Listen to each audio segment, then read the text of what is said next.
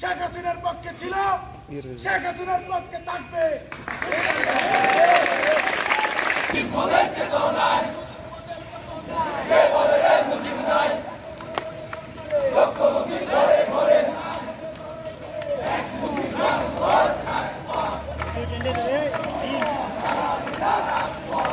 এই ক্যাম্পাসের একটি কোনো যদি জামাত শিবিরের প্রেতাত্মা যদি রাজাকার বলে কেউ যদি একটি স্লোগান দেয় রাজশাহী বিশ্ববিদ্যালয়ের ছাত্রলীগ আর ছাড় দিবে না। শিক্ষার্থীদের শিক্ষার পরিবেশ ফিরিয়ে আনতে আমরা রাজশাহী বিশ্ববিদ্যালয়ের ছাত্রলীগ সবসময় কাজ